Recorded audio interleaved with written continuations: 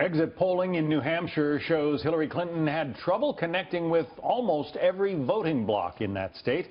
The big question now is what happens to her campaign going forward.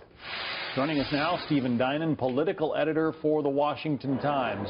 So if, pardon me, if Ed is right, if they had hoped to get within 5 or 6 points of Bernie Sanders and didn't do that last night, it was effectively a blowout in politics. How badly wounded is the Hillary Clinton campaign, Stephen? Well, so look, I don't think that there's been a lot of hyperventilating about that the rails have come off and whatnot. We're not at that stage. In fact, we're pretty far from that stage. You know, when you look at the campaign, the schedule going forward, the map looks much better for her once you get beyond Iowa and once you get beyond New Hampshire. Ed was talking about that southern firewall, black voters in South Carolina, Hispanic voters in Nevada. Those are the sorts of constituencies that she has done well with in the past and expects to do well with, and the polling shows she is going to do well with them as of right now. So, you know, this is not crisis situation.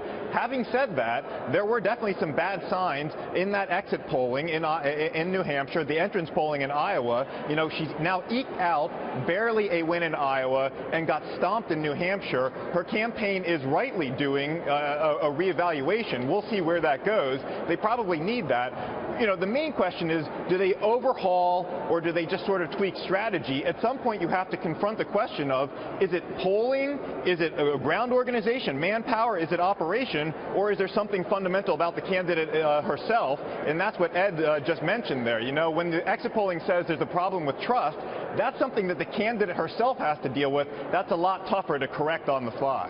Yeah, she got up on stage at her concession speech last night and essentially seemed to try to change the topic, going national with her campaign. I want to play that for you.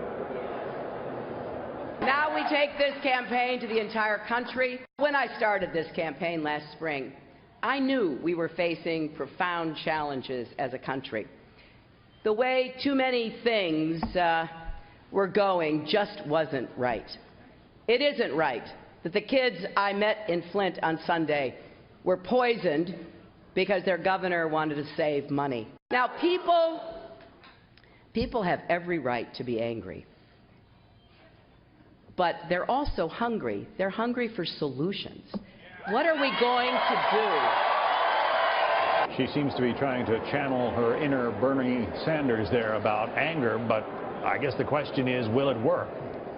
Yeah, no, that message she gave last night was exactly in line with this pragmatic progressive message that she's been trying to use over the last few weeks as she's seen the progressive voters go to Sanders. Look, we had our reporters on the ground in New Hampshire yesterday.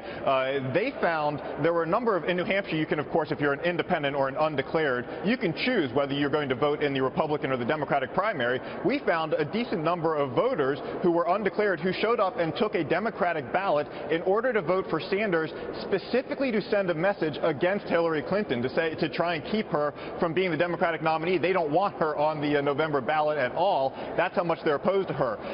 She's probably still okay. She probably has, you know, the resources and the manpower to win the Democratic nomination. But she's got to start looking ahead to that general election. The more time she has dealing with Bernie Sanders now, the tougher that will be. That's the balancing act she's got to go forward with, and so that's why that message of pragmatic as well as progressive. After all these decades on the public stage, public opinions are pretty well formed. Stephen Dinan. Stephen, thank you.